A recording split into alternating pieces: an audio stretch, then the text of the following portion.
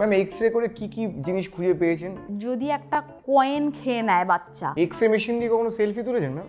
সবকিছু কিন্তু সবকিছু দিয়ে দেখা যায় না। একটা প্রেগনেন্ট ওম্যান, সে খাট থেকে নামতে গিয়ে তার পাটা মুচকে গেছে, তো তার একটা এক্স-রে দরকার আছে। সিটি স্ক্যান মেশিনের মধ্যে একটা গোল একখানা গর্ত থাকে, সেটার মধ্যে পেশেন্ট একটা টেবিলের করে ঢুকে পড়ে। কিছুদিন আগে পেলাম যে একটা সিটি স্ক্যান করতে গিয়ে একটা পেশেন্ট মারা গেছে। হঠাৎ করে এত বেশি অ্যালার্জিক রেসপন্স হয় যে আমাদের শ্বাসনালীটা রুদ্ধ হয়ে যায়। ম্যাম এরকম কখনো হয়েছে যে পেশেন্ট উঠে পালিয়ে গেছে? ওয়ার্ড বয় খেয়াল করেনি এই নর্মাল হুইল চেয়ার একখানা এমআরআই এর রুমের মধ্যে ঢুকিয়ে পেশেন্ট দিতে গেছে, হুইল চেয়ার উড়ে যাবে। ম্যাম আপনার খারাপ লাগে না যে প্রাইভেট প্র্যাকটিস করতে পারেন না? রেডিওলজি মানেই আমাদের যন্ত্রপাতি চাই। আপনাদের কাছে এরকম রিকোয়েস্ট তো প্রচুর আসে, মানে সেক্স ডিটারমিনেশনের ব্যাপারে।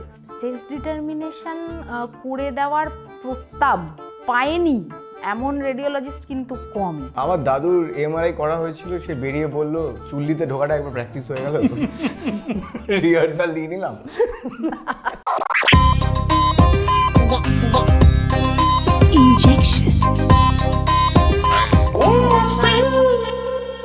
নমস্কার, আমি সায়ন। নমস্কার, আমি কুশল। এবং আজকে আমি প্রচন্ড আনন্দিত, কারণ ওনার ডোমেনের মানুষ এসছেন, কিন্তু আমার ডোমেনের মানুষ এখনো পর্যন্ত ইনজেকশন পডকাস্টে আসেনি। মানে আমিও যেরকম রেডিও, উনিও সেরকম রেডিও। মানে কি বলছিস? রেডিওর লোক তো। রেডিওর লোক? হ্যাঁ, রেডিওর লোক। হ্যাঁ, রেডিওর ডাক্তার, মানে রেডিও খারাপ হলে যিনি ঠিক করে দেন, ডক্টর অনুসুয়া চট্টোপাধ্যায় আজকে আমাদের মধ্যে রয়েছেন। না, উনি একজন রেডিওলজিস্ট। হ্যাঁ, তার মানে তো তাই না, ওই রেডিও আর এই রেডিও আলাদা। ওই রেডিও বাজে আর এই রেডিও কাজে। ও আচ্ছা আচ্ছা। নমস্কার, আমাদের শোতে আসার জন্য অসংখ্য ধন্যবাদ। এই মেটাল ইয়েটা কেমন লাগছে, হুইল চেয়ারটা? খুবই ভালো লাগছে, আশেপাশে কোনো ম্যাগনেটিক ফিল্ড না থাকলেই শুধু হলো। আচ্ছা ম্যাম, সবার আগে আপনি বুঝিয়ে বলুন আমার মতো মূর্খ যারা রয়েছে, রেডিওলজি বিষয়টা কি? এটা একটা ইন্টারেস্টিং কোয়েশ্চেন, এবং আমি সারা জীবনে যে কতবার এই প্রশ্নের মুখোমুখি হয়েছি। হ্যাঁ, আমাদের সমস্ত আত্মীয় পরিজনদের কাছেই সাধারণভাবে মানুষে জিজ্ঞাসা করেই থাকেন যে আপনি ডাক্তার, কিসের ডাক্তার? রেডিওলজিস্ট বললে তার পরের প্রশ্নটা এটাই সাধারণত আসে যে রেডিওলজিস্ট মানে তারা কি করে। একটা কমন মিসকনসেপশন হচ্ছে রেডিওলজি আর রেডিওথেরাপি দুটো এক জিনিস। আচ্ছা। কারণ ক্যান্সারের ট্রিটমেন্টে যে রেডিয়েশন বা রেডিওথেরাপি ইউজ করা হয় সেটা কিন্তু একটা কমপ্লিটলি ডিফারেন্ট একটা field. It is a different MD after doing an MBBS. Okay. Radio diagnosis জিনিসটা বা রেডিওলজি, এটা পুরোটাই হচ্ছে রোগ নির্ণয়ের একটা বিদ্যা। রোগ নির্ণয়ে এর জন্য যখন আমরা বিভিন্ন ইমেজিং অর্থাৎ ছবির মাধ্যমে যে রোগ নির্ণয়গুলো করতে পারি, সেই পুরো জিনিসটাই আসে রেডিওলজির আন্ডারে। আচ্ছা। এবার সেটা এক্সরে দিয়ে হতে পারে, সিটি স্ক্যান দিয়ে হতে পারে, আলট্রাসোনোগ্রাফি করে হতে পারে, এমআরআই করে হতে পারে, আবার কিছু কিছু ক্ষেত্রে শরীরে শিরার মধ্যে একটা সূচ ফুটিয়ে দিয়ে তার মধ্যে কন্ট্রাস্ট ইনজেক্ট করে সেগুলোর এক্সরে তুলে তুলে সেটা দিয়েও হতে পারে। রেডিওলজির মধ্যে অনেকগুলো ব্রাঞ্চ আছে, কিন্তু আলটিমেটলি আমাদের গোলটা হচ্ছে ইনিশিয়ালি রেডিওলজি স্টার্টেড আউট, তখন ইনিশিয়াল গোলটা এটাই ছিল রোগ নির্ণয়। এখন আবার রেডিওলজি একটু রোগ নির্ণয়ের থেকে জিনিসটা একটু এক্সট্রাপোলেটও করেছে। কিছু কিছু ক্ষেত্রে রোগের চিকিৎসাতেও রেডিওলজিকে আমরা ব্যবহার করছি। কিভাবে একটু বলুন। বেসিক্যালি রেডিওলজিস্ট হিসেবে যখন আমরা কাজ করছি, ইনিশিয়ালি যেমন রোগটা নির্ণয় হলো, তারপরে আস্তে আস্তে রোগ নির্ণয়টাকে আরও অপটিমাইজ করে শুরু হলো এই এফএনএসি, বায়োপসি ইত্যাদি। অর্থাৎ কিনা একটা ইমেজকে ইউজ করে যেখান থেকে প্রিসাইসলি আমাদের একটা টিস্যুর স্যাম্পল নিয়ে পরীক্ষা করতে হবে, সেটাকে আমরা গাইড করতে শুরু করলাম। এরপর আস্তে আস্তে সেই প্রিসিশনটাকে ইউজ করে করে বিভিন্ন রকমের থেরাপিউটিক কাজকর্মও এখন করা হচ্ছে। ধরুন কারুর পেটে বা বুকে কোনো একটা নির্দিষ্ট জায়গায় বেশ কিছুটা জল জমে রয়েছে, ঠিক কোনখানটায় আছে সেটা বোঝা মুশকিল কোনো ছবি ছাড়া, এবং সেই জলটাকে বের করাটাও মুশকিল যদি আমরা না জানি ঠিক কোনখানটায় আছে। আবার সেই জলটা যখন আমি বের করছি সে সময় আশেপাশে কোনো জরুরি জায়গাতে আমার সূঁচটা গিয়ে খোঁচা দিল কি না সেটা জানাটাও দরকার।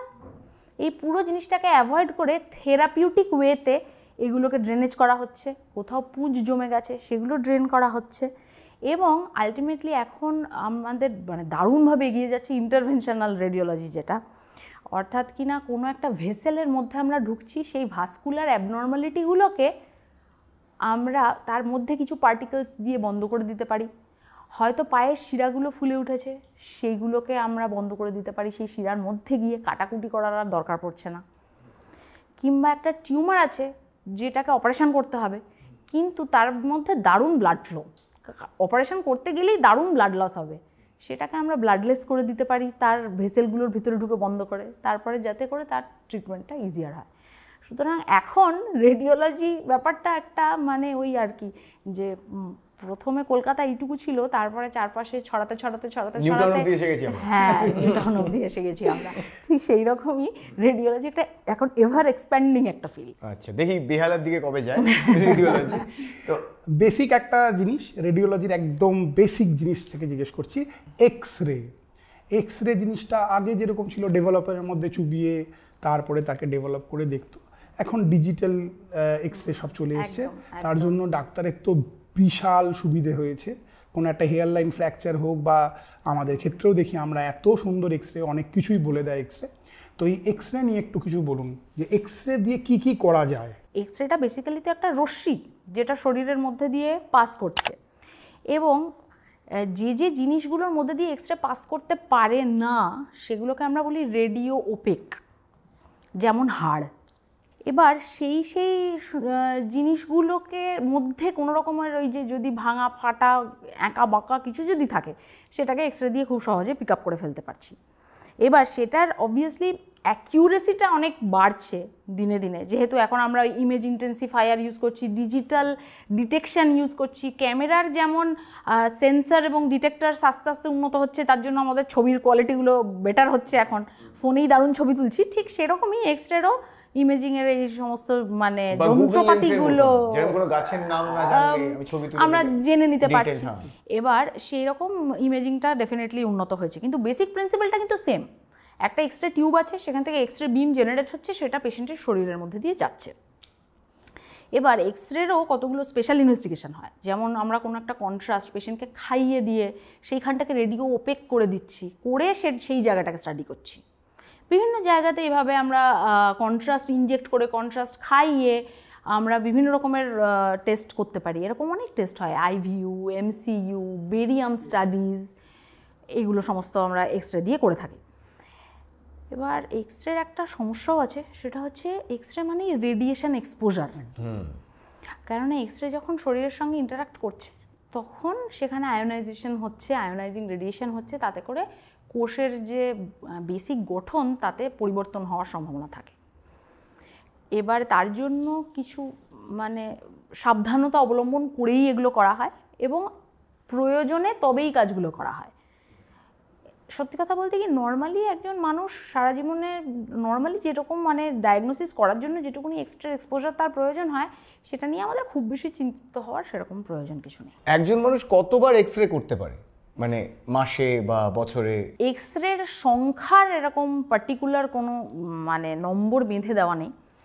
এক্ষেত্রে মানে সমস্ত ইন্টারন্যাশনাল প্রচুর গাইডলাইন্স রয়েছে, সেই গাইডলাইন অনুযায়ী জাস্ট এটাকে মেনটেন করা হয় যে অ্যাজ লো অ্যাজ রিজনেবলি অ্যাচিভেবল, অ্যালারা প্রোটোকলে এটা করা হয়।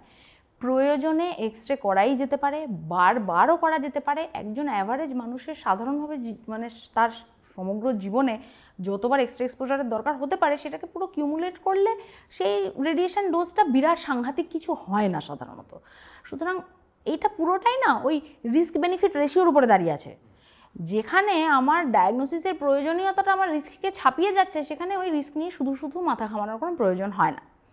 সেকেন্ডলি, এখন তো রেডিয়েশনকে খুব মিনিমাইজ করে দেওয়া হয়, কেননা আমরা যখন এক্সরে বিমটা দিচ্ছি যেটুকুনি দরকার শুধু সেখানেই বিমটাকে এখন ফেলা হয়, আশেপাশে ল্যাটারাল বিমগুলোকে সরিয়ে দেওয়া হয়, গ্রিড ইউজ করে ছবির কোয়ালিটিটাকে একটু বেটার করা হয়, ফিল্টার ইউজ করা হয়, অনেকগুলো এখন টেকনোলজি ব্যবহার করা হয় যাতে করে এক্সপোজারটা ঠিক যতটুকু দরকার তার বেশি যেন না হয়। এখানে একটা জিনিস জিজ্ঞেস করি, একটা প্রেগনেন্ট ওম্যান, সে খাট থেকে নামতে গিয়ে তার পাটা মুচকে গেছে, তো তার একটা এক্সরে দরকার আছে, সে কোন সময়ে, মানে ধরুন তার ফার্স্ট ট্রাইমেস্টার আছে, সেকেন্ড ট্রাইমেস্টার আছে, মানে কোন সময়টায় সে সেফলি এই এক্সরেটা করতে পারে, নাকি যে কোনো সময় গিয়েই সেফলি করতে পারে? Advisable to avoid if possible third ট্রাইমেস্টারে এক্স রে এক্সপোজার দেওয়া যায়, অর্থাৎ এক্স রে সেই কোষগুলোকেই বেশি অ্যাফেক্ট করে যে কোষগুলো খুব তাড়াতাড়ি বিভাজন হচ্ছে। ফলত যখন অর্গ্যানোজেনেসিস হচ্ছে, বাচ্চা তৈরি হচ্ছে, বাচ্চার মধ্যে অর্গ্যানগুলো ডেভেলপ করছে, সেই অবস্থায় এক্স রে এক্সপোজারের সবসময় ক্ষতি বেশি। থার্ড ট্রাইমেস্টারে যখন বাচ্চা ম্যাচিওর হয়ে গেছে, সে তখন হয়তো শুধুই বড় হচ্ছে, তখন আর তার অত সেই এক্স রে এক্সপোজার নিয়ে অত তার ক্ষতির সম্ভাবনা নেই। কিন্তু পারতে আমরা অ্যাভয়েড করব, কিন্তু তাই বলে কারোর যদি সত্যিই দরকার হয় তাহলে কি তাকে দেবো না? তখন নিশ্চয়ই তাকে এক্স রে এক্সপোজার দেবো। আরও তো মেথড আছে, তার অ্যাবডোমেনটাকে গার্ড করে দেওয়া যেতে পারে, লেড শিট দিয়ে দেওয়া যেতে পারে যাতে করে বাচ্চার কোনো রকম এক্সপোজার না হয়। সেই সমস্ত পদ্ধতিগুলোকে যদি অবলম্বন করি তাহলে পরে মা এবং বাচ্চা দুজনকেই সেফ রাখা সম্ভব। ওকে, এক্স রে মেশিন দিয়ে কখনো সেলফি তুলেছেন ম্যাম? সব 4-5টা কঙ্কাল দেখা যাচ্ছে। তুললে কি ভালো হতো? খুব সুন্দর সুন্দর কয়েকটা মানে এরকম তোলা কিছু এক্স রে রয়েছে। মানে পৃথিবীর প্রথম তোলা এক্স রে ছবিটা, সেটা একটা আলাদা করে রেখে দেওয়া রয়েছে আমার কাছে। হ্যাঁ, একটা হাতের এক্স রে, একটা আংটি পরা হাতের ছবি সেটা ছিল। হ্যাঁ, সেটা আমরা তাহলে দেখাবো দর্শক। ডেফিনেটলি। ম্যাম, এক্স রে করে কি কি জিনিস খুঁজে পেয়েছেন? মানে ধরুন সোনার মোহর, পেটের ভেতর, ড্রাগস, যেটাই খুঁজে পাবো সেই জিনিসগুলোকে রেডিও ওপেক হতে হবে। আচ্ছা, ভাই এটা একটু বলুন। সেটা খুব একটা ইম্পর্টেন্ট ব্যাপার। অর্থাৎ মানে ধরুন যদি একটা কয়েন খেয়ে নেয় বাচ্চা, যেটা খুব কমনলি আমরা পাই, সেটা ইসোফেগাসে অর্থাৎ না খাদ্যনালীতে আছে না শ্বাসনালীতে ঢুকে পড়েছে, সেটা বোঝার জন্য এক্স রে খুব ইম্পর্টেন্ট। কেননা সেই কয়েন কোনখানে রয়েছে, কোনখানে ঘুরে বেড়াচ্ছে আমরা দেখতে পাবো, সেটা রেডিও একটা ওপেক জিনিস। এবার কয়েন নয়, হয়তো একটা মার্বেলের গুলি কিংবা একটা ফলের বীজ সে শ্বাসনালীতে ঢুকিয়ে ফেলেছে, তাহলে কিন্তু সেই জিনিসটাকে আমি আর এক্স রে করে দেখতে পাবো না। অর্থাৎ যেটা এক্স রে রেস্ট্রিক্ট করে, অর্থাৎ মেটাল বা এই ধরনের। এক্স্যাক্টলি, সেক্ষেত্রে তখন আমরা কিন্তু সেটাকে আর দেখতে পাবো না। বা কেউ যে পেটের ভেতর করে হিরে নিয়ে যায়, যে স্মাগলিং হয়, বা নার্কোজ, সব কিছু রেডিও ওপ্যাসিটি যদি না থাকে সেই জিনিস এক্স রে কিন্তু সেই জিনিসকে দেখতে পাবে না। তাহলে কি বলছেন, নার্কোজকে আপনারা ধরতে পারবেন না? ধরতে পারবো না। ভাই, সায়নের একটা প্রশ্ন ছিল। হ্যাঁ, আপনি আসবেন শুনেই আমাকে বলেছে যে তুমি একটু প্লিজ করো এটা। সায়ন বলছে, সব ওনার প্রশ্ন, বলছে ম্যামকে একটু জিজ্ঞেস করো একটা সেকেন্ড হ্যান্ড আলট্রাসোনোগ্রাফি মেশিন যদি পাওয়া যায়, বাজারে প্রচণ্ড ইলিশ মাছের পেটে ডিম ভালো দেয় না, বলছে সোনোগ্রাফি করেই তারপরে ইলিশ মাছ কিনবো, এটা কি সম্ভব? দেখা যাবে ম্যাম? দেখা কিন্তু যাবে। ওটা কি রেডিও ওপেক? এক্স রে করে দেখছেন না, আলট্রাসোনোগ্রাফি করছেন। এবার আলট্রাসাউন্ড একটা সম্পূর্ণ আলাদা টেকনোলজি হয়ে গেল। সেখানে কিন্তু কোনো এক্স রের ব্যাপার নেই, সেখানে কিন্তু কোনো রকম রেডিয়েশন এক্সপোজার নেই, রিলেটিভলি অনেক safe method. Ultrasound is basically sound only. হ্যাঁ, শব্দ তরঙ্গ, যে একটা জেলি লাগিয়ে একটা প্রোব যেটা পেটে ঘষাঘষি করা হয়, সেটার মধ্যে থেকে শব্দটা বেরোচ্ছে, যেখানে আমি আলট্রাসাউন্ড করতে চাইছি তার মধ্যে ঢুকছে, এবং তার ভিতরে ওরকম বিভিন্ন রকমের আমাদের শরীরের ভিতরে যন্ত্রপাতি রয়েছে। তো তার মধ্যে কেউ একটু তাড়াতাড়ি ওই বিম ফেরত দিয়ে দেয়, কেউ একটু বলে যে না ঠিক আছে আমি একটু পাস করতে দিই, কেউ একটু দেরি করে ফেরত দেয়। তো এই যে ফেরত আসা বিমগুলো, সেগুলোকে ধরে নিয়ে ওই ছবিখানাকে তৈরি করা হয়। তাই ওরকম একটা সাদা কালো ভূতের মতন ছবি তৈরি হয় আলট্রাসাউন্ডে আর কি। ম্যাম, ইলিশ মাছের ডিম থেকে মনে পড়লো মানুষের ডিমের কথা। মানে আপনাদের কাছে এরকম রিকোয়েস্ট তো প্রচুর আসে, মানে সেক্স ডিটারমিনেশনের ব্যাপারে। হ্যাঁ, এটা একটা খুব ইম্পর্ট্যান্ট জায়গা। সত্যি কথা বলতে কি, প্রেগনেন্সি আলট্রাসাউন্ড, এটা আলট্রাসাউন্ডের একটা বিরাট দিক। এবং এই প্রেগনেন্সি আলট্রাসাউন্ড করার সময় সেই জন্য একটা পিএনডিটি বলে একটা অ্যাক্ট আছে ভারতবর্ষ সরকারের। এই পিএনডিটি অ্যাক্টের আওতায় আমাদেরকে প্রত্যেক প্রেগনেন্সি স্ক্যানের সঙ্গে একটা ফর্ম ফিল আপ করতে হয়, যেখানে প্রতিটা ফর্মে সই করে ডেট দিয়ে পেশেন্টের ডায়াগনোসিস কী করলাম লিখে আমাকে এটা সার্টিফাই করতে হয় যে এই পেশেন্টের কিন্তু সেক্স ডিটারমিনেশন করা হয়নি। যখন আমরা কোনো নতুন জায়গায় নতুন আলট্রাসোনোগ্রাফি মেশিন ইনস্টল করি, তখন সেই মেশিনটাকেও সেই জন্য আমাদেরকে পিএনডিটি লাইসেন্স নিতে হয়। সরকারের কাছে যেন এর ইনফরমেশনটা থাকে যে এখানে একটা আলট্রাসাউন্ড মেশিন আছে যেখানে কিন্তু প্রেগনেন্সি স্ক্যান করা যেতে পারে। আনরেজিস্টার্ড কোনো আলট্রাসোনোগ্রাফি মেশিনে স্ক্যান করা সম্পূর্ণভাবে নিয়ম বহির্ভূত এবং অত্যন্ত মানে বিশেষভাবে দণ্ডনীয়।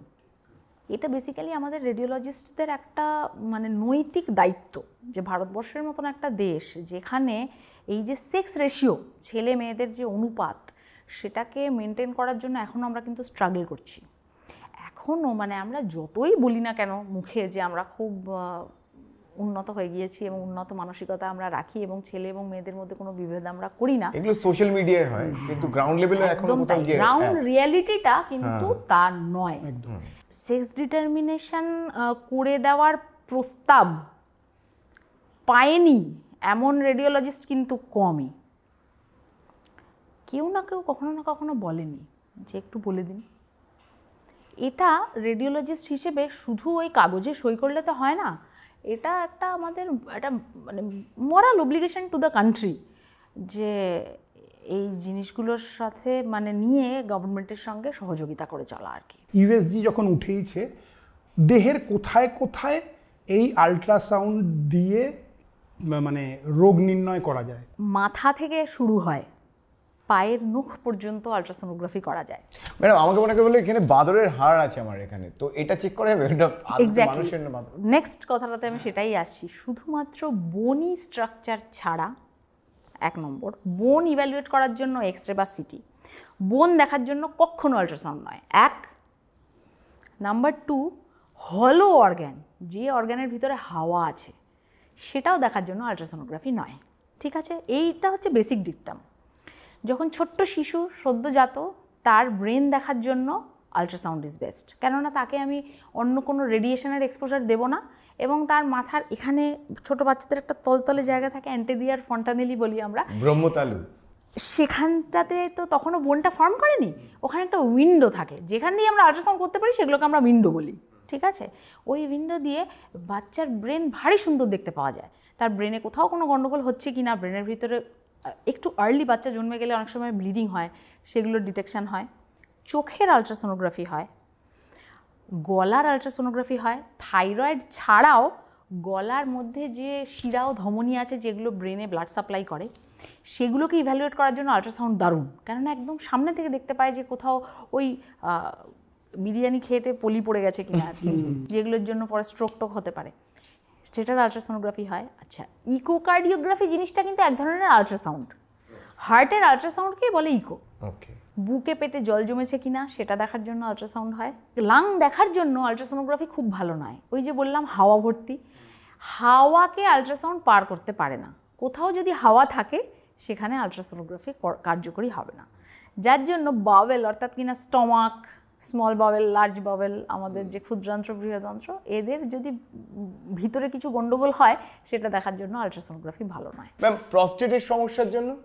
প্রস্টেটের সমস্যার জন্য প্রথম ইনভেস্টিগেশন ডেফিনেটলি আল্ট্রাসাউন্ড। আচ্ছা, একটা জিনিস ক্ল্যারিফাই করি, সেটা হচ্ছে আল্ট্রাসাউন্ড করতে গেলে সবার তো একটা খুব আপত্তির জায়গা এটা, যে প্রথমত খালি পেটে থাকতে হয়, তার মধ্যে বড্ড জোরে বাথরুম পেতে হয়, হ্যাঁ, জল খাইয়ে অনেকক্ষণ বসিয়ে রাখে, টোকেন যদি শেষের দিকে হয় খুব মুশকিল। সেই জন্য আমরা না মানে সবসময় মানে ultrasound patients are always angry, কেননা তারা একে তো ক্ষুধার্ত, তার মধ্যে তাদের ভীষণ বাথরুম পেয়েছে, সেই অবস্থায় তাদেরকে বসিয়ে রাখা হয়েছে। সেই জন্য ultrasound patients are always angry, তার মধ্যে পেটে চাপ দিচ্ছে, তার মধ্যে আমরা পেটে চাপ দিচ্ছি। এইটার কারণটা ঠিক তাই, আমি এক্ষুনি যে বললাম হাওয়ার মধ্যে দিয়ে আল্ট্রাসাউন্ড বিম ভালো পাস করে না, জলের মধ্যে দিয়ে খুব ভালো পাস করে, কিন্তু সেই জন্যই এই জেলিটা লাগানো হয়। ঠিক সেরকমই ব্লাডারে যদি জল থাকে, অর্থাৎ ইউরিনে ভর্তি থাকে, তার মধ্যে দিয়ে খুব সুন্দর আল্ট্রাসাউন্ড বিমটা পাস করে।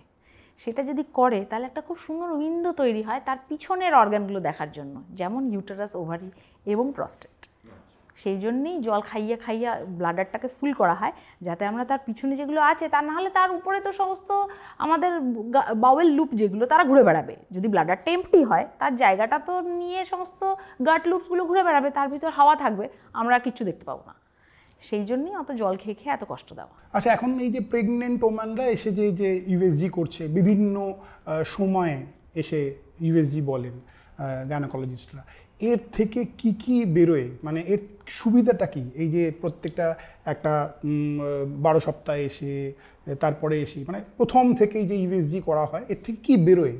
কিসের জন্য পাঠায় আপনাদের কাছে? প্রথম কথা হচ্ছে যে মানে এক একটা সময় আল্ট্রাসাউন্ডের না এক একটা রকমের গুরুত্ব। প্রেগনেন্সি আল্ট্রাসাউন্ডও এখন আগের থেকে মানে যা হয় পেশেন্টের ট্রায়াল হয়ে হয়ে অনেক স্টাডি হয়ে হয়ে অনেক উন্নত হয়ে গেছে এখন আগের থেকে।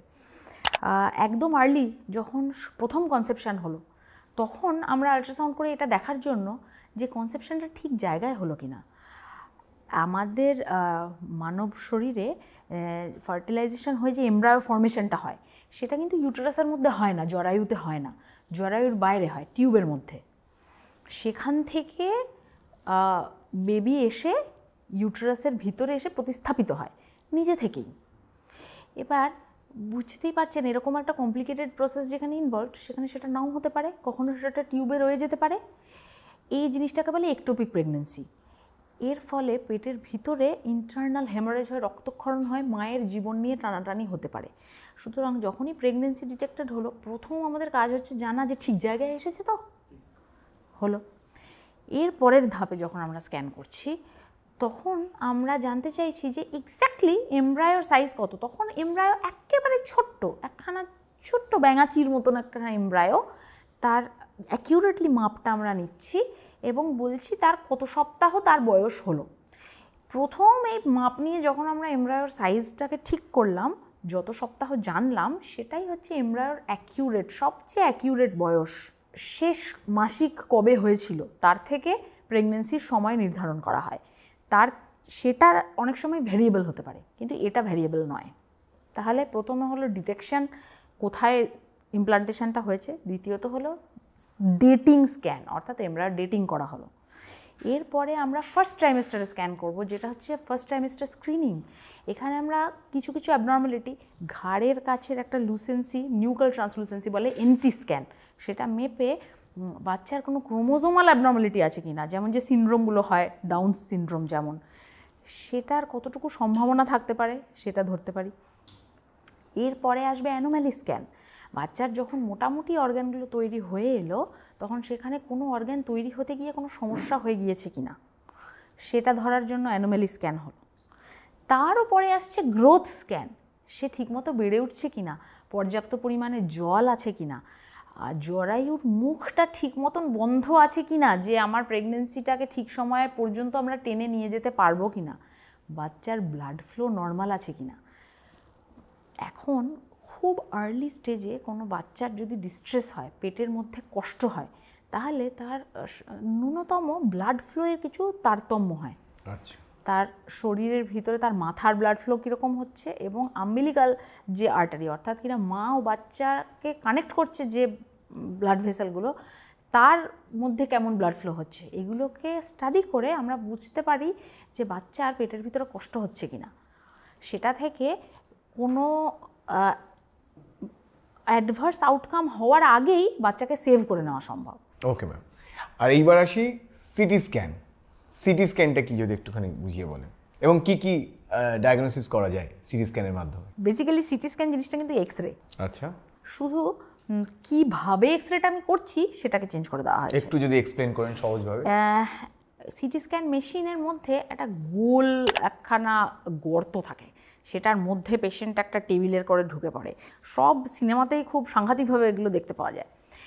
বেসিক্যালি ওই গোলটার মধ্যে ওই এক্স-রে সোর্সটা রোটেট করে আর কি। সেটা হওয়ার ফলে আমার শরীরের বিভিন্ন অ্যাঙ্গেল থেকে এক্স-রে একবারে হয়ে গেল, তো তার থেকে যে পুরো ডেটাটা আমরা পেলাম সেটাকে এক্সট্রাপোলেট করলে আমরা শরীরটাকে বিভিন্নভাবে কেটে কুটে দেখতে পাই। যেমন এই কেটে কুটে দেখাটাকেই বলে সেকশনস। এইভাবে যদি আমি ধরা যাক আমার যে পেশেন্ট তার পুরো শরীরটাকে এইভাবে অজস্র স্লাইসে যদি কেটে ফেলি, তাহলে পরে প্রত্যেকটা স্লাইসে কি আমি দেখতে পাবো সেটাকেই আমরা সিটি স্ক্যানে পরপর পরপর দেখতে পাই। এর ফলে যেটা হয় সেটা হচ্ছে খুব সূক্ষ্ম মাত্রাতে আমরা গিয়ে মাইনিউট ডিটেলসে শরীরের ভিতরে কোথায় কি হচ্ছে না হচ্ছে সেগুলো দেখতে পাই। এবং যেহেতু সিটি স্ক্যান হচ্ছে এক ধরনের এক্স-রে, হাড়গুলোও আমরা খুব ভালো করে দেখতে পাই এবং শরীরের ভিতরে সফট টিস্যুগুলোকেও দেখতে পাই। আবার সিটি স্ক্যান করার সময় ব্লাড ফ্লোয়ের মধ্যে এক ধরনের ওষুধ ইনজেক্ট করে দেওয়া হয়, আমরা কন্ট্রাস্ট বলি, সেটাকে দিয়ে আমরা সিটি স্ক্যান করি। টিউমারেরা একরকমভাবে সেই ওষুধ নেয়, নর্মাল অর্গানেরা অন্যভাবে সেই ওষুধ নেয়, ফলে তার মধ্যে ডিফারেন্সটা দেখলে আমরা খুব সহজে টিউমার বা অ্যাবনর্মাল টিস্যুকে পিক আপ করতে পারি সিটি স্ক্যান থেকে। এই হলো মোটামুটি বেসিক। এবং স্ট্রোকের ক্ষেত্রেও দেখেছি সিটি স্ক্যান সবার আগে বলা হয়। দ্য ফার্স্ট ইনভেস্টিগেশন স্ট্রোকে হচ্ছে সিটি স্ক্যান করা। তাতে করে আমরা ব্রেনটাকে এরকম অ্যাক্সিয়াল সেকশানে কেটে নিয়ে দেখছি যে কোথাও কীরকম আমার মানে অ্যাবনর্মাল টিস্যু যেভাবে এক্সরেটাকে পাস করতে দেয় আর নর্মাল টিস্যু যেভাবে এক্সরেটাকে পাস করতে দেয়, দুটো তো এক নয়। সেটার মধ্যে ডিফারেন্সটা দেখে আমরা ধরতে পারি যে কোন এলাকাটাতে স্ট্রোক হয়েছে। আচ্ছা ম্যাম, এক্ষুনি আপনি বললেন সিটি স্ক্যান উইথ কন্ট্রাস্ট একটা জিনিস ঢুকিয়ে দিচ্ছেন, তো এই যে জিনিসটা ঢুকিয়ে দিচ্ছেন কোনো পেশেন্টের এটা তো রিয়াকশান হতে পারে। একদম ঠিক কথা। বিশেষ করে সিটি স্ক্যানের কন্ট্রাস্টের ক্ষেত্রে, কন্ট্রাস্ট আমরা সিটি স্ক্যান এমআরআই দুটোতেই ইউজ করি, কিন্তু সিটি স্ক্যানের যে কন্ট্রাস্টটা ইউজ করি এটাকে বলা হয় আয়োডিনেটেড কন্ট্রাস্ট, তার মধ্যে আয়োডিন থাকে। এটার কিন্তু কন্ট্রাস্টের রিয়াকশান হওয়ার সম্ভাবনা থাকে। এবার এই কন্ট্রাস্টের রিয়াকশান খুব অল্প স্বল্প হতে পারে, যে একটুখানি হালকা অ্যালার্জিক রিয়াকশান হলো, অল্প রেসপন্স হলো কিছু একটা, অথবা খুব সিভিয়ার রিয়াকশানও হতে পারে, যেটাকে আমরা বলি অ্যানাফাইল্যাক্সিস। হঠাৎ করে এত বেশি অ্যালার্জিক রেসপন্স হয় যে আমাদের শ্বাসনালীটা রুদ্ধ হয়ে গিয়ে পেশেন্টের সঙ্গে সঙ্গে মৃত্যু পর্যন্ত হতে পারে। এবার তাহলে তো এটা খুব ভয়ের ব্যাপার হলো, তাহলে সবাই সিটি স্ক্যান করবে কেমন করে? ভয় লাগবে তো। বা আগে কোনো চেক আপ? সমস্যা হলো আগে কোনো রকম চেক আপ করে, মানে ধরুন অ্যান্টিবায়োটিক যেমন দেওয়ার আগে তার রিয়াকশান হবে কিনা জানার জন্য স্কিনের তলায় একটুখানি অ্যান্টিবায়োটিক ইনজেক্ট করে তার রিয়াকশান হচ্ছে কিনা দেখতে পাওয়া যায়, এরকম ব্যাপার আছে। কন্ট্রাস্টের ক্ষেত্রে এরকম কোনো কিন্তু প্রভিশন নেই। আগে থেকে এমন কিচ্ছু করা সম্ভব নয় যেটা থেকে বোঝা যাবে যে কন্ট্রাস্ট রিয়াকশান হবে কিনা। এমনকি অন্য কিছু তো অ্যালার্জি আছে কিনা, পেশেন্টরা অনেক সময় ভয় পান না যে আমার তো বেগুন খেলে খুব গলা চুলকোয়, আমার ডিমে খুব অ্যালার্জি আছে, তাহলে কিন্তু কন্ট্রাস্ট রিয়াকশান হতে পারে, এমন কোনো ব্যাপার নেই। এটা কমপ্লিটলি আনরিলেটেড, কার হবে কার হবে না কেউ জানে না। দ্বিতীয় কথা হচ্ছে এটা ভীষণই রেয়ার। আমরা সারা জীবনে কটা কন্ট্রাস্ট রিয়াকশান হতে দেখি, মানে সে খুব মানে অলমোস্ট দেখি না বললেই চলে। তৃতীয় কথা হচ্ছে কন্ট্রাস্ট রিয়াকশান আমরা প্রিভেন্ট করতে পারবো না ঠিকই, কিন্তু কন্ট্রাস্ট দিয়ে আমরা যখন সিটি স্ক্যান করছি তখন এইটুকুনি খেয়াল রাখলেই হবে যে এমন কোথাও সিটি স্ক্যানটা আমরা করছি বা যেখানে আমরা কন্ট্রাস্ট দিচ্ছি সেখানে সেই ব্যবস্থাটা যেন রাখি যে কোনো পেশেন্টের যদি হয় আমরা যেন তাকে সঙ্গে সঙ্গে মেডিকেল অ্যাটেনশনটা দিতে পারি। অর্থাৎ ডায়াগনস্টিক সেন্টারে কোনো এমার্জেন্সি সাপোর্ট থাকে বলে যেন সাপোর্ট থাকে, এটুকুনিকে আমরা যদি একটু এনশিওর করে রাখি তাহলেই কিন্তু যথেষ্ট। যে একটা ক্র্যাশ ট্রলি রাখা, সঙ্গে সঙ্গে যে জীবনদায়ী ওষুধগুলো দেওয়ার কথা কন্ট্রাস্ট রিয়াকশান হলে সেগুলো যেন হাতের কাছে মজুদ থাকে এবং এক্সপায়ার না হওয়া অবস্থায় মজুদ থাকে, এবং অন কলে যদি কাউকে পাওয়া যায় যিনি ঝট করে পেশেন্টকে ইনটিউবেট করে দিতে পারবেন, এই ব্যবস্থাগুলো থাকলে খুব সুবিধা। হসপিটালে করতে এগুলোতে আরোই বেশি সুবিধা, কেননা সেখানে তো এমার্জেন্সি আছে, একটা সাপোর্ট থাকেই। সব জায়গাতেই মোটামুটি একটা এই এমার্জেন্সি কন্ট্রাস্ট রিয়াকশানের জন্য যদি একটা অ্যাওয়ারনেস এবং সাপোর্ট একটা রাখা থাকে তাহলে আর এই নিয়ে কিন্তু চিন্তিত হওয়ার। এই মাঝে মাঝে আমরা খবর মানে কিছুদিন আগে পেলাম যে একটা সিটি স্ক্যান করতে গিয়ে একটা পেশেন্ট মরে গেছে। খুব আনফর্চুনেট ব্যাপার, একদম যে হতে পারে না কখনো তা বলছি না, কিন্তু ওই আর কি মোটামুটি যদি সঙ্গে এই সমস্ত এই মানে বিপর্যয়গুলোকে এড়ানোর বন্দোবস্তগুলো নেওয়া থাকে তাহলে এই ঘটনাগুলোকে এড়ানো সম্ভব। কিন্তু লোকে বলে যে এত আমার তো চারিদিকে সবাই সিটি স্ক্যান করছে, এই করছে, আমার কিছু না ওই হয়ে গেল। একদম সাধারণ মানুষ এটাই ভাবে। ভীষণই রেয়ার ঘটনা সত্যি কথা বলতে কি। এবং ওই আবার ওই যে রিস্ক বেনিফিট রেশিওর ব্যাপারটা এখানে চলে আসছে। সিটি স্ক্যান করার প্রয়োজনীয়তা এবং তার বেনিফিট এতটাই বেশি, তার তুলনায় রিস্কটা খুবই খুবই খুবই কম। মানে আমরা যখন রাস্তায় যাতায়াত করছি সেই যাতায়াতের সময় রাস্তায় একটা আমার রোড ট্রাফিক অ্যাক্সিডেন্ট হওয়ার যা সম্ভাবনা তার থেকে অনেক কম আসলে। মানে সবাই ফ্লাইটে চড়ছে, আমার ফ্লাইটটা কেন ক্র্যাশ করলো, এরকম বিষয়। ঠিক তাই। আচ্ছা এবার বড় মেশিনের কথায় আসছি, বেশি পয়সা হলো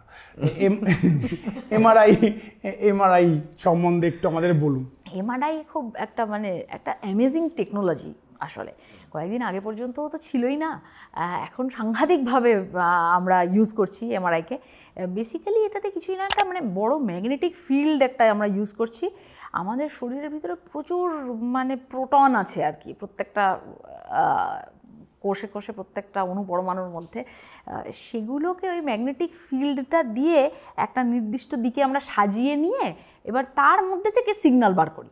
একটা আরএফ পালস বলে একটা জিনিস ইউজ করা হয়, সেই আরএফ পালসটা দেওয়া হয় বলে এমআরআইতে একটা বিচ্ছিন্ন রকম আওয়াজ হয়। এমআরআই এর আওয়াজ নিয়ে অনেকেই খুব মানে বিরক্ত হয়ে থাকে। আরে হেডফোন হ্যাঁ এক্স্যাক্টলি, ওটা পরিয়ে দিতে হয় বেসিক্যালি। হ্যাঁ চালাতেই হয়, মানে নাহলে পরে অনেক সময় পেশেন্টকে, মানে এমআরআইয়ে দুটো জিনিস আমার দরকার খুব, সেটা হচ্ছে পেশেন্ট যেন একটু রিল্যাক্সড হয়ে মানে শান্তি করে না নড়ে শুয়ে থাকেন, কেননা এমআরআইয়ের সিগন্যালটা আমি অনেকক্ষণ ধরে অ্যাকোয়ার করি। এবার তার সেই সিগন্যাল অ্যাকোয়ার করার শুরু এবং শেষে যদি পেশেন্টের পজিশন চেঞ্জ হয়ে যায় তাহলে ছবিটা কাঁপা কাঁপা আসে, সেই দূরদর্শনের 15 দিনের ছবির মতো, তখন ডায়াগনোসিস করা বড় মুশকিল হয়। তাহলে পেশেন্টকে মানে শান্ত হয়ে শুইয়ে রাখবার জন্য দ্যাট ইজ ইম্পর্ট্যান্ট। এমআরআই থেকে কি কি জানা যায়?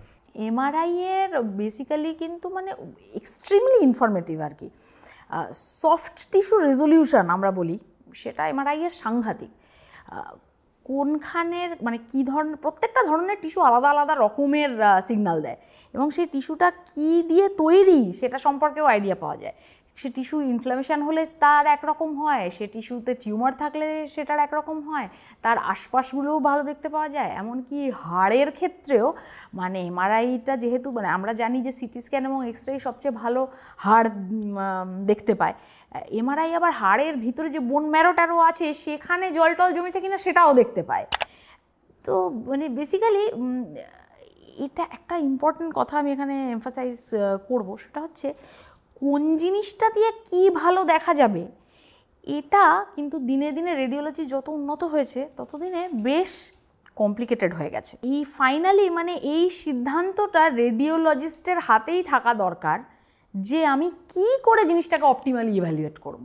সব কিছু কিন্তু সব কিছু দিয়ে দেখা যায় না। কোন জিনিসটা দেখার জন্য আমার এখন কি দরকার সেই ফাইনাল ডিসিশনটা ওটা একমাত্র রেডিওলজিস্টই নিতে পারে। ম্যাম এরকম কখনো হয়েছে যে পেশেন্ট উঠে পালিয়ে গেছে?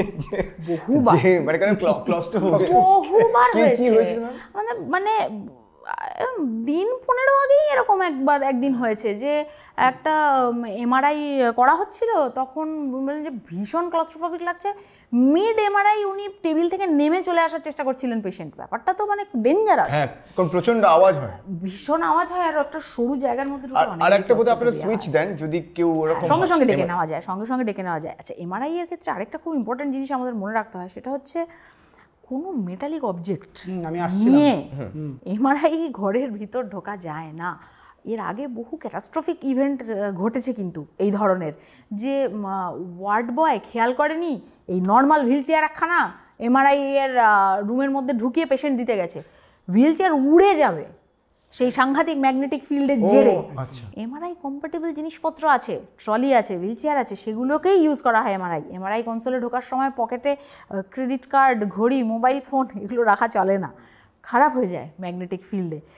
পকেটের পয়সা সাধারণত বের করে নিতে বলা হয়, কিন্তু এরকমও আমার অভিজ্ঞতা রয়েছে যে পেশেন্টকে বলা হয়েছে সব বের করে নিতে, কিন্তু তো উনি মনে করেছেন যে মানে আবার মানে পয়সা করি বের করা এ তো কী বা দরকার। এমআরআই এর রুমে ঢোকার সঙ্গে সঙ্গে সেই পয়সাগুলো পকেট থেকে বেরিয়ে উড়ে পালানোর চেষ্টা করছিলেন, উনি খপ করে পকেটটাকে ধরে ওটাকে কোনো মতে সামলেছেন। আর ম্যাম ধরুন কোনো পেশেন্টের ক্লস্ট্রোফোবিয়া রয়েছে, সে কোনোভাবেই মানে এমআরআই ফ্রেন্ডলি নন মানে মেন্টালি, তো তাকে আপনারা কিভাবে এমআরআই করেন? কিন্তু এমআরআই করতেই হবে, আমার দরকার। দুটো উপায় আছে। এক নম্বর হচ্ছে কিছু কিছু জায়গায় ওয়াইড বোর এমআরআই আছে, সেখানে করা যেতে পারে, তাহলে রিলেটিভলি ক্লস্ট্রোফোবিয়াটা একটু কম হবে। দ্বিতীয় অপশানটা হচ্ছে আন্ডার সিডেশন করা। সাধারণত আমাদের এমআরআই যখন যেখানেই করা হয় তার সঙ্গে অ্যানাস্থেটিক হেল্প নেওয়াই থাকে, কেননা সব সময় সব ক্ষেত্রে পেশেন্টদের পক্ষে স্থির হয়ে অতক্ষণ শুয়ে থাকা সম্ভব নাই হতে পারে। অনেক পেশেন্টরা যারা অত্যন্ত বয়স্ক অথবা কোনো মেডিকেল কন্ডিশনেই যারা খুব ওরিয়েন্টেড নন, যাদের মানে তখন চিন্তাভাবনাগুলো সব ঠিকভাবে চলছে না, আমাদের ইনস্ট্রাকশন ফলো করার মতো অবস্থায় তারা নেই, তাহলে তাদের কি এমআরআই হবে না? করতে তো হবেই, তাদের আন্ডার সিডেশন এমআরআই করা হয়, সেভাবে করা যেতে পারে, কোনো অসুবিধা। আমার দাদুর এমআরআই করা হয়েছিল, সে বেরিয়ে বললো চুল্লিতে ঢোকাটা একবার প্র্যাকটিস হয়ে গেল, রিহার্সাল দিয়ে নিলাম না, যেহেতু প্রসেসটা অনেকটা সিমিলার দেখতে। কোন কোন জিনিসগুলো এমআরআই কম্প্যাটেবল আর কোন কোন জিনিসগুলো নয়? আমরাও এটা প্রচণ্ডভাবে ফেস করি, যে দাঁতে ব্রেসেস আছে, মেটাল ক্রাউনস আছে, ব্রিজেস আছে, অনেকে এসে জিজ্ঞেস করে ইমপ্লান্টের ক্ষেত্রে জিজ্ঞেস করে, যেহেতু টাইটেনিয়াম সেটা অন্যরকম ব্যাপার, এটা একটু পুরোটা একটু বলুন। অ্যাকচুয়ালি মানে এখন এমআরআইটা এত ইম্পর্ট্যান্ট একটা ইনভেস্টিগেশন হয়ে দাঁড়িয়েছে, সমস্ত এই যে প্রস্থেসিস এগুলোকে আমরা বলি তো, যেগুলো ইউজ করা হয় ডেন্টাল প্রস্থেসিস হোক বা অর্থোপেডিক যে প্রস্থেসিস যেগুলো দিয়ে ফিক্সেশনগুলো করা হয়, সেগুলো সাধারণত আমরা কিন্তু এমআরআই কম্প্যাটিবল জিনিসই ইউজ করা হয়। সুতরাং অনেক দিন আগে হওয়া প্রসিজিওর যদি হয়ে থাকে তাহলে পরে আমাদের জানা দরকার সেটা কী দিয়ে তৈরি, তবেই সেই এমআরআই করা সম্ভব।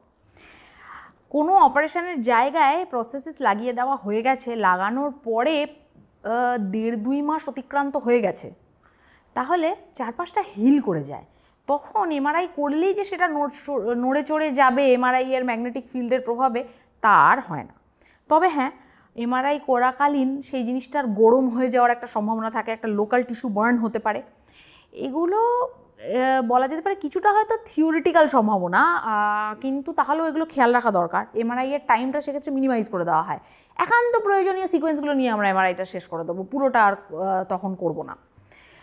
পেসমেকার খুব ইম্পর্টেন্ট। পেসমেকার কিন্তু এমআরআই এর সাথে কম্প্যাটিবল না। এমআরআই এর মধ্যে পেসমেকার সহ পেশেন্ট ঢুকে পড়লে পেসমেকারটা সেই সময়ের জন্য ম্যালফাংশন করবে। তাহলে তখন আপনারা কি করেন এই ধরনের পেসমেকারের যারা টেকনিক্যাল লোকজন তাদেরকে খবর দেওয়াই থাকে, যে কোনো জায়গাতে যখন পেসমেকার সমেত পেশেন্টের এমআরআই হয় ওনারা আসেন, পেসমেকার একটা এমআরআই মোড থাকে, সেটা অন করে দেন, পেশেন্টের এমআরআই হয়, বেরোবার পরে পেসমেকারটাকে আবার নর্মাল মোডে চেঞ্জ করে দেওয়া হয়। এইভাবে কাজটা করা হয়। হার্টের স্টেন্টের সম্পর্কে অনেক প্রশ্ন আমাদের কাছে আসে, যে স্টেন্ট বসানো হয়েছে, করতে পারবো কি না। এখন যে স্টেন্টগুলো ইউজ করা যায় সেগুলো হয়, সেগুলো সবই কম্প্যাটেবল, ওগুলো নিয়ে খুব একটা অসুবিধা হয় না। আগে বলা হতো যে স্টেন্টিং হওয়ার পরে মাসখানেক একটু থেমে তারপর এমআরআইটা করলে ভালো।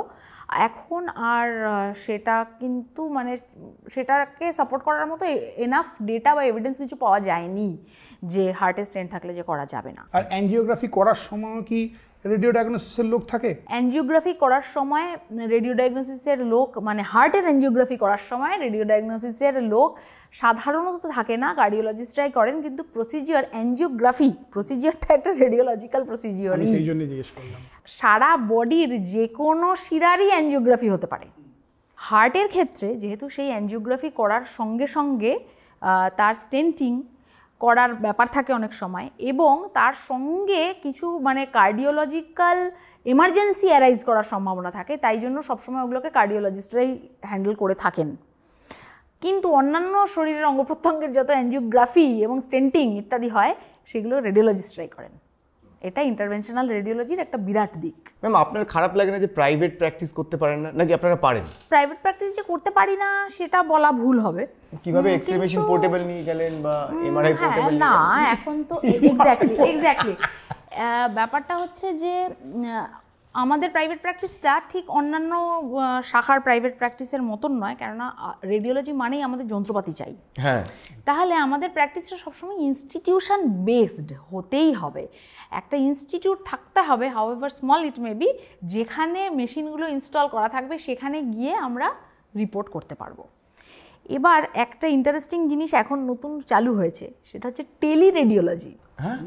অর্থাৎ আমার ইমেজ অ্যাকুইজিশন হচ্ছে অন্য কোথাও, হয়তো অন্য রাজ্যে কিংবা অন্য দেশে, আমি সেই ছবিগুলো পিকচার আর্কাইভিংয়ের মাধ্যমে ডায়াগনস্টিক কোয়ালিটির হাই রেজলিউশন ছবি যদি ইন্টারনেটের থ্রু দিয়ে কমিউনিকেট করতে পারি, তাহলে সেই জিনিসের রিপোর্ট করে দেওয়া সম্ভব। কিন্তু সেটা সম্ভব এক্সরে, সিটি স্ক্যান বা এমআরআই এর ক্ষেত্রে। একটু যদি বুঝিয়ে বলেন। যে ক্ষেত্রে এই স্ক্যানগুলো তো মানে স্ক্যানের যে ডেটা অ্যাকুইজিশনটা হচ্ছে সেটা আমাদের, অর্থাৎ আমি যদি বলি, ধরে নিন বাংলাদেশে একটা স্ক্যান হলো এমআরআই এর মাধ্যমে, আপনি রয়েছেন কলকাতায়, এবার সেই এমআরআই এর সমস্ত ডেটাটা যদি আমাকে পাঠিয়ে দেওয়া হয়, আচ্ছা, তাহলে সেটা দেখে আমার পক্ষে তাতে কি আছে সেটা নিয়ে কমেন্ট করা সম্ভব। ওকে, মানে ও ডিজিটাল ডেটাটা আপনি এখানে পুরো ডিজিটাল ডেটাটা আমাকে সেটা আপনি অ্যানালিসিস করে রিপোর্ট দিলাম। ওকে, এই জিনিসটাই হলো টেলিরেডিওলজি।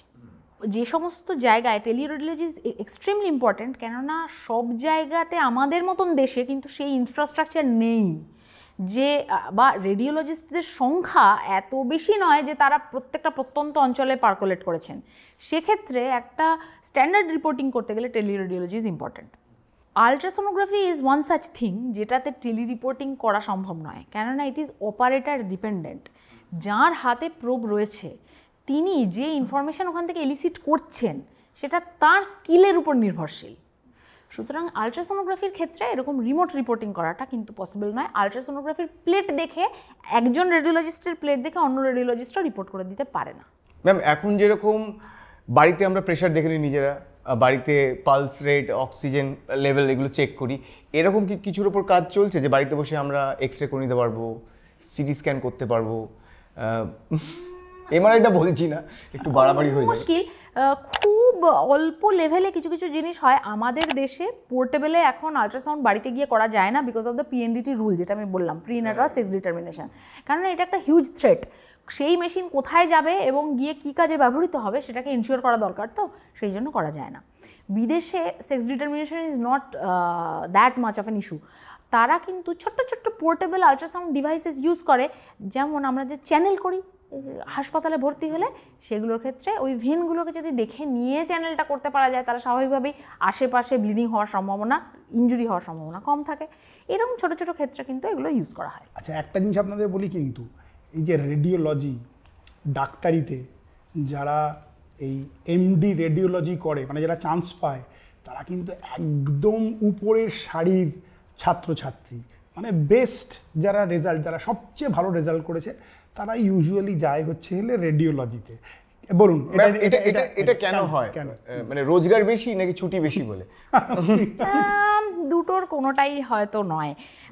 রোজগার যদি শুধুমাত্র লক্ষ্য হতো, রেডিওলজির ক্ষেত্রে হয়তো ইনিশিয়ালি রোজগারটা একটু বেশি হয় অন্যান্য ফিল্ডের থেকে, যাদের এস্টাবলিশড হতে একটু সময় বেশি লাগে, কিন্তু তারপর আর সেটা খুব বেশি যে এক্সপোনেনশিয়ালি বাড়ে তা কিন্তু নয়। সুতরাং রোজগার is not the driving factor. Radiology choose করবার উদ্দেশ্যটা আমার যেটা ব্যক্তিগতভাবে মনে হয়, সেটা প্রথমত হচ্ছে radiology is an academic subject, খুব পড়াশোনা ওরিয়েন্টেড অ্যাকাডেমিক সাবজেক্ট। প্রত্যেক দিনই কিছু না কিছু নতুন পাওয়া যায় এবং কিছু না কিছু নতুন পড়তে হয়, এবং প্রত্যেকটা বিষয়, মানে রেডিওলজিস্ট বেসিক্যালি, রেডিওলজিস্টকে তো পেশেন্টরা আলট্রাসোনোগ্রাফির পার্টটুকুনি ছাড়া ডাইরেক্ট পেশেন্টের সঙ্গে অত ইন্টারাকশান খুব বেশি হয় না, বা ইন্টারভেনশন বা কোনো থেরাপি যখন করা হচ্ছে রেডিওলজি দিয়ে তখন ইন্টারাকশান হয়। এছাড়া বাকি সময়টা কিন্তু অন্য ডাক্তারদেরকে হেল্প করে রেডিওলজিস্ট, তো সেইখানে একটা খুব অ্যাকাডেমিক সাবজেক্ট এটা। সুতরাং যারা প্রথম সারির একটু অ্যাকাডেমিক্যালি মাইন্ডেড লোকজন তারা এটা পছন্দ করে।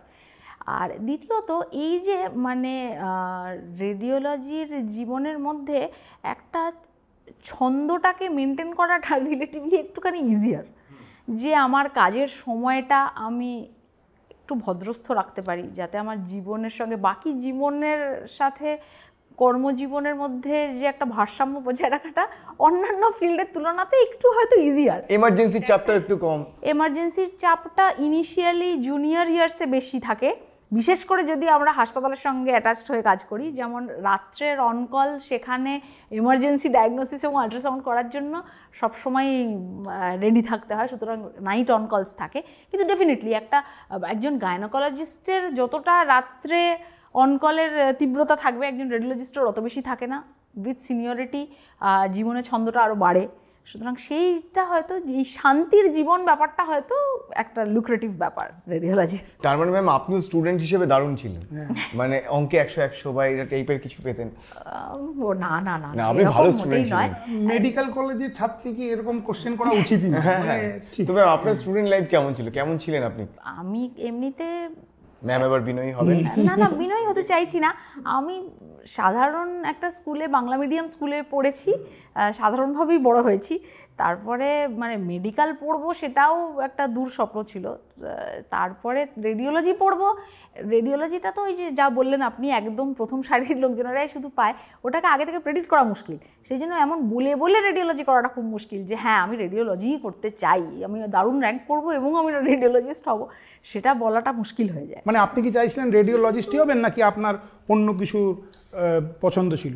অনেস্টলি স্পিকিং, যে সময়টায় ওই পোস্ট গ্র্যাজুয়েশনের এন্ট্রান্স এক্সামিনেশনগুলো হয়, সে সময় আমরা কেউই অত বড় হইনি যে আমরা খুব ক্লিয়ার কাট আমাদের একটা আইডিয়া থাকবে যে আমি এরপর কি করতে চাই। এবং অ্যাজ অ্যান এমবিবিএস স্টুডেন্ট অন্যান্য সাবজেক্টে যতটা এক্সপোজার আমরা পাই ক্লিনিক্যাল সাবজেক্টসগুলোতে, রেডিওলজিতে অত বেশি এক্সপোজার আমরা কিন্তু তার আগে পেয়ে আসি না। একজন মেডিকেল স্টুডেন্ট হিসেবেও কিন্তু রেডিওলজি সম্পর্কে খুব ইনডেপথ নলেজে যাওয়া সম্ভব হয় না, সেটা কিন্তু এমডির সময় থেকেই সেই জিনিসটা শুরু হয়। Radiology is an very incredible subject, মানে আমার তো খুব খুব প্রিয় সাবজেক্ট, বিশেষ করে ওই জন্যে যে এই যে পড়াটা শেষ হয় না কখনো, সবসময় প্রতিদিনই কিছু না কিছু খুঁজে পাই যে আমি এটা তো জানি না, একটু পড়তে হবে। তারপরে কলেজ লাইফও কি আপনার এরকম ছিল, মানে খুব বোরিং ছিল যে শুধুই পড়তে হতো, নাকি মজা মজা করতে পারতেন? না না, মজা টজাও করতে পারা যেত, আমি নিজেই বোধহয় একটু বোরিংই ছিলাম, খুব একটা মজা করার। তাই মানে আপনি সারাদিন পড়তেন? সারাদিন পড়তাম। তো কি করতেন পড়াশোনার বাইরে? মানে পড়াশোনার বাইরে গান গাইতাম, আর তার সঙ্গে আমি খুব টিভি এবং সিনেমার পোকা ছিলাম, তো প্রচণ্ড টিভি এবং সিনেমা দেখতাম। বাহ, বাহ, এটা ভালো। তাহলে ম্যামের একটা গান শুনি আমরা। না না ম্যাম প্লিজ, একটা গান তো শুনতে হবে। আমরা প্রোগ্রামের শেষে আচ্ছা প্রোগ্রামের শেষে ম্যামের গান দিয়ে শেষ করব। রেডিওলজির ভাইভা কেমন হতো আপনাদের? রেডিওলজির ভাইভা, সেটাতে মানে আমাদের একটা খুব মজার জিনিস ছিল স্পটার্স, মানে টকটক করে আমাদেরকে একটা একটা ছবি দেওয়া হবে এবং আমাদেরকে দেখেই সঙ্গে সঙ্গে তাড়াতাড়ি করে সেগুলোর ডায়াগনোসিসটা কী আছে সেগুলো সমস্ত বলে দিতে হবে। সেটা আমাদের একটা মানে সেটা খুব তখন একটা চিন্তার বিষয় ছিল, এখন আস্তে আস্তে মজার বিষয় হয়েছে। আর সব বিভিন্ন জিনিসের অদ্ভুত সব নাম দেওয়া রয়েছে, মানে খারাপ রোগের সুন্দর নাম দেওয়া রয়েছে। ব্রেস্টের টিউমার হয়েছে, তার ক্যালসিফিকেশনটা নাকি পপকর্ন ক্যালসিফিকেশন। কোলনে ক্যান্সার হয়েছে, তার লিশনটি নাকি অ্যাপল কোর লিশন।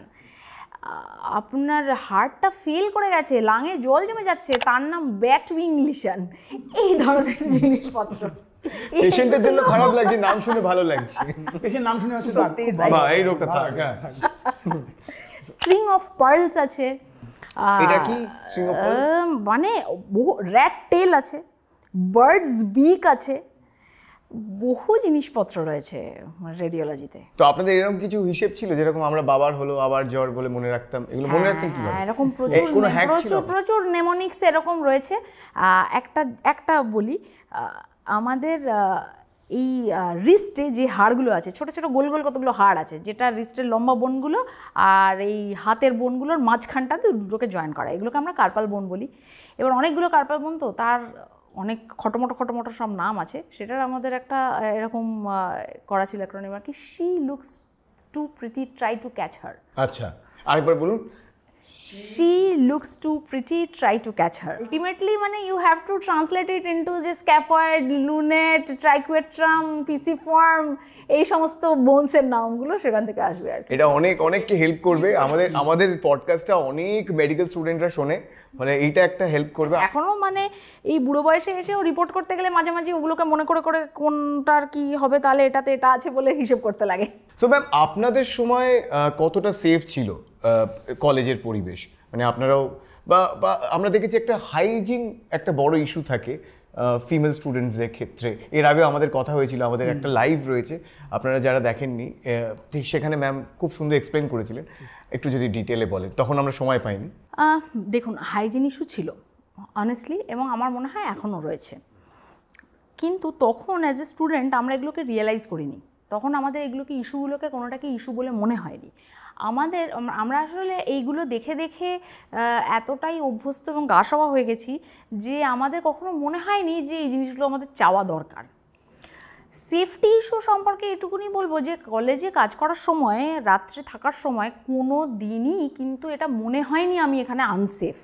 অথচ এখন পিছনে ফিরে দেখলে ভেবে যদি দেখি তাহলে বুঝতে পারি এমন কিছু সিচুয়েশান কিন্তু ছিল যে ঠিকমতো সিকিউরিটি নেই, মধ্যরাত্রে যদি অনেকজন মদ্যপ পেশেন্ট এমার্জেন্সিতে ঢুকে পড়ে হুড়মুড় করে, তাকে আটকাবার জন্য পর্যাপ্ত ব্যবস্থা নেই, অথবা খাতায় কলমে আছে কিন্তু কার্যকর হয়তো অতটা নয়, এই সমস্যাগুলো কিন্তু তখনও ছিল এবং এখনও অনেকাংশে আছে।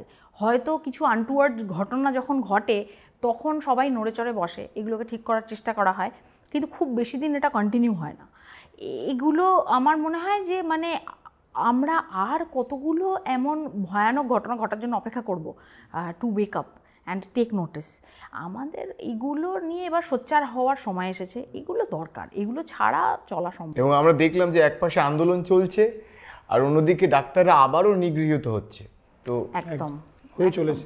একদম সত্যি কথা বলতে কি এই যে সমস্যাগুলো নিয়ে আমরা আলোচনা করছি এগুলো এতদিনের পুরনো, হঠাৎ করে ওভারনাইট এগুলো কিন্তু পরিবর্তন হবে না, কিন্তু আমাদেরকে সমানে মানে এই স্ট্রাগলটাকে জিয়ে রাখতে হবে, এই অ্যাওয়ারনেসটাকে জিয়ে রাখতে হবে যে এই সমস্যাগুলো আছে, আমাদের এগুলো সমাধান করতে হবে। ম্যাম এক্স রের ক্ষেত্রে যেমন আপনি বললেন যে কোনো ওরকম গাইডলাইন নেই, মানে এক্স রে কবার করা উচিত বা কতবার করা যেতে পারে, সিটি স্ক্যান আর এমআরআই এর ক্ষেত্রে কি কোনো গাইডলাইন রয়েছে, মানে একজন মানুষকে কতবার বা কোন সময়ের গ্যাপে এক্স রে করা যায়? না না না না, প্রথম কথা তো এটা বলি যে এক্স রেতে যেমন রেডিয়েশন এক্সপোজার আছে সিটি স্ক্যানেও আছে, কারণ CT scan is X ray only.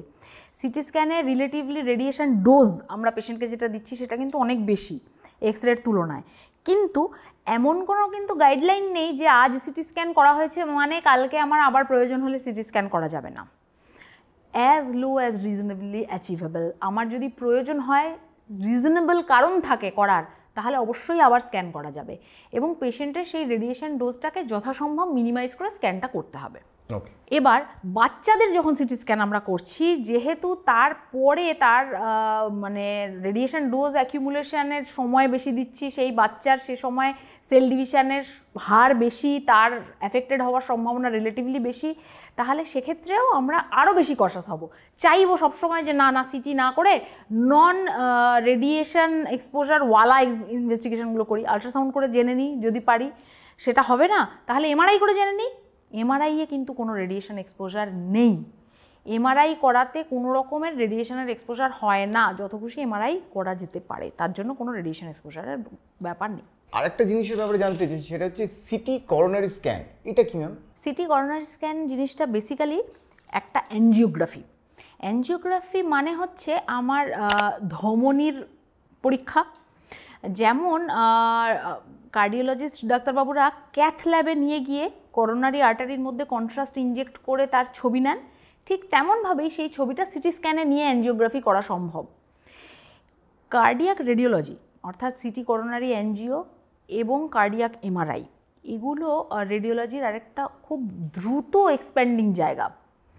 City coronary angio করে বিশেষ করে ক্যালসিয়াম স্কোর বলে একটা জিনিস হয় করোনারি অ্যাঞ্জিওতে, যেখানে কন্ট্রাস্ট দেওয়ারও দরকার পড়ে না, কিন্তু আমার হার্টের আর্টারির মধ্যে কতটা ক্যালসিয়াম বার্ডেন হয়েছে, হার্টে যখন ওই প্লাক তৈরি হয় যার জন্য হার্টের ভেসেলগুলো বন্ধ হয়, সেই প্লাকগুলোর মধ্যে ক্যালসিয়াম ডিপোজিশন হয়, সেই কতটা ক্যালসিয়ামের বোঝা আমার হার্টের আর্টারিকে তুলতে হচ্ছে, সেটা থেকে আমার ভবিষ্যতে হার্ট অ্যাটাক হওয়ার সম্ভাবনা বা কিভাবে আমাকে ম্যানেজ করা দরকার সেটা সম্পর্কে একটা ক্লিয়ার গাইডলাইন পাওয়া সম্ভব। এটা একটা স্ক্রিনিং টুল হিসেবে আমরা ইউজ করি পেশেন্টদের কার্ডিয়াক হেলথটাকে ইভ্যালুয়েট করার জন্য।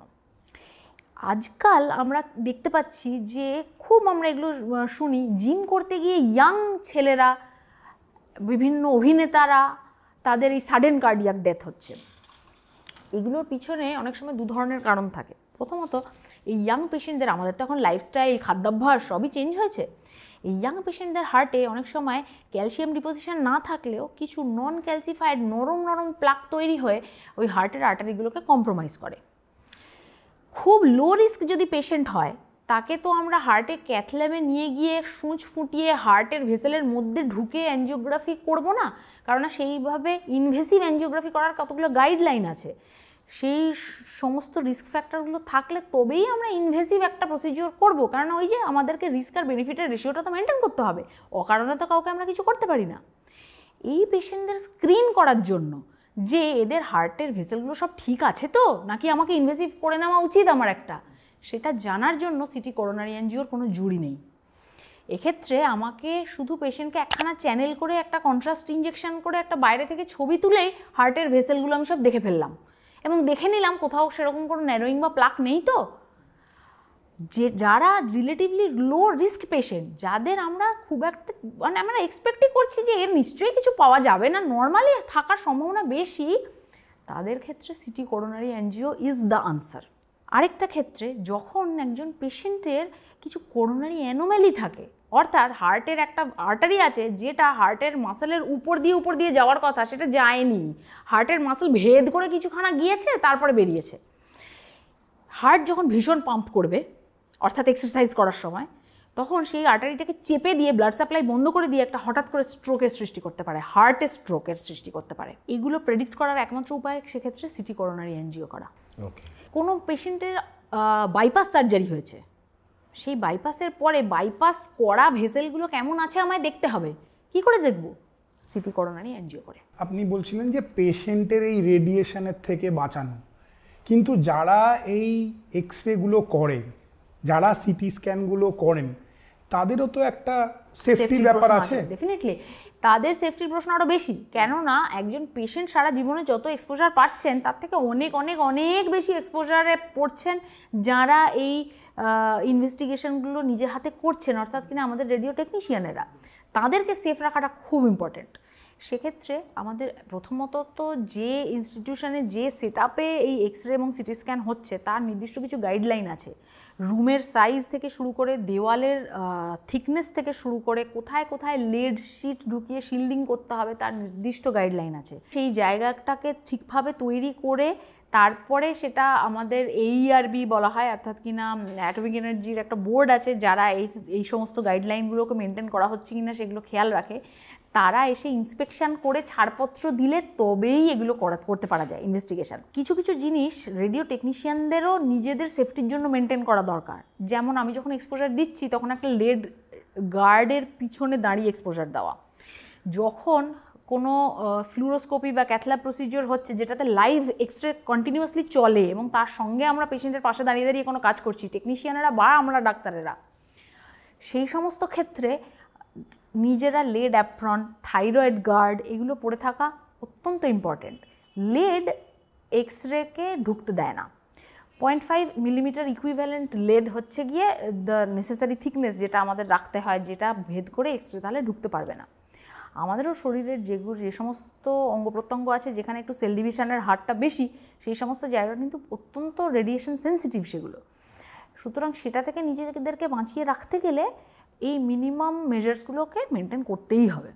এবং লেড অ্যাপ্রন, থাইরয়েড শিল্ড এগুলোকে ঠিকঠাক মেনটেন করতে হবে, সেগুলোর মধ্যে যেন ভাঁজ না পড়ে, ক্র্যাকস না থাকে, পিরিয়ডিক্যালি সেগুলোর চেক আপ করা। আরেকটা খুব ইম্পর্ট্যান্ট হচ্ছে থার্মোলুমিনেসেন্ট ডোজিমিটার বা টিএলডি ব্যাজ। আমাদের প্রত্যেকের নামে ইস্যু করা একটা করে টিএলডি ব্যাজ থাকে, যেগুলো আমাদেরকে চেস্টের উপর পরে থাকতে হয়। আমরা শত চেষ্টা করলেও কখনো তো রেডিয়েশন এক্সপোজার ইনঅ্যাডভার্টেন্টলি হয়ে গিয়ে থাকতে পারে। একটা নির্দিষ্ট সময় অন্তর অন্তর টিএলডি ব্যাজ আমাদের প্রত্যেকের নামে নামে সেই ব্যাজগুলোকে অ্যানালাইজ করে দেখা হয়। অ্যাকচুয়ালি 3 মাস অন্তর অন্তর দেখা হয়, ব্যাজগুলোকে অ্যানালাইজ করে দেখা হয় কারোর কোনো ইনঅ্যাডভার্টেন্ট রেডিয়েশন এক্সপোজার হয়েছে কিনা। যদি কখনো হয়ে থাকে তাহলে সেই এক্সপোজার অনুযায়ী তাকে প্রয়োজনীয় দিনের জন্য কাজ থেকে সরিয়ে রাখা হয় অথবা তাকে তার প্রয়োজনীয় চিকিৎসা দেওয়া হয়। এগুলো মেনটেন করে রাখাটা খুব ইম্পর্ট্যান্ট লং টার্ম সেফটির জন্য। ওকে, এই সেফটি মেজার মেনটেন না করলে একজন রেডিও টেকনিশিয়ান বা একজন রেডিওলজিস্টের কি কি ক্ষতি হতে পারে? রেডিয়েশন এক্সপোজারের ক্ষতিটা দু রকমের। একটা হলো যেমন স্কিনটা আমার লাল হয়ে গেল, ইচিং হলো, র্যাশেস তৈরি হলো, বার্ন হলো, রেডিয়েশন বার্ন হলো। এই জিনিসগুলো ডোজের উপর নির্ভর করে। যত বেশি ডোজ আমি পাবো তত বেশি আমার এগুলো হওয়ার সম্ভাবনা বেশি। যত ডোজ কমবে তত এই জিনিসগুলো হওয়ার সম্ভাবনা আমার কম। এটা এক ধরনের সমস্যা। এগুলোকে আমরা ডোজটাকে কন্ট্রোল করে অনেকটা সামলে নিতে পারলাম। দ্বিতীয় একটা সমস্যা হচ্ছে ওই যে অঙ্গ প্রত্যঙ্গগুলোর কথা আমি বললাম যেখানে সেল ডিভিশনের হার বেশি, তারা যখন রেডিয়েশন এক্সপোজার পায় তখন তাদের ওই কোষ বিভাজনের সময় যে মানে ক্রোমোসোমাল মাল্টিপ্লিকেশনটা যখন হচ্ছে সেখানে ডিফেক্ট হতে পারে। এই ধরনের ডিফেক্টের থেকে আলটিমেটলি মিউটেশনের থেকেই ক্যান্সার জন্ম নেয়। এবং এই যে এক্সপোজার হলো তার ফলে এটা তৈরি হলো, এই ধরনের একটা অ্যানোমালি হলো, কোথাও একটা ক্যান্সারাস ট্রান্সফরমেশন যে হলো, সেটা কিন্তু ডোজ ডিপেন্ডেন্ট নয়। মানে যত বেশি আমি ডোজ দিলাম তার সঙ্গে সঙ্গে তার সম্ভাবনাটা বাড়লো তা কিন্তু নয়। সুতরাং সেক্ষেত্রে আমাদেরকে ওই প্রিন্সিপালটাকে খুব কড়াভাবে ফলো করতে হবে, অ্যাজ লো অ্যাজ রিজনেবলি অ্যাচিভেবল। আমি যেন এই ধরনের এফেক্টগুলো থেকে দূরে থাকার জন্য একান্তই প্রয়োজন ছাড়া নিজেকে এক্সপোজার না দিই এবং এই প্রয়োজনীয় সমস্ত শিল্ডগুলোকে ব্যবহার যেন করে চলি। অনেক ধন্যবাদ ম্যাম, আপনি অনেক সহজে বুঝিয়ে দিলেন এরকম জটিল এবং টেকনিক্যাল একটা সাবজেক্ট আমাদের অডিয়েন্সের জন্য। কারণ সবাই জানে যে টেস্ট লিখে দেয় ডাক্তারবাবুরা, CT scan, X ray, MRI, কারিগরি টাকা খরচা হয়, কিন্তু এটা দিয়ে যে কী জানা যায় সেটা অনেক সহজে আপনি বোঝালেন। অনেক ধন্যবাদ আপনাকে। থ্যাংক ইউ আমাকে মানে আজকে আমন্ত্রণ জানানোর জন্য।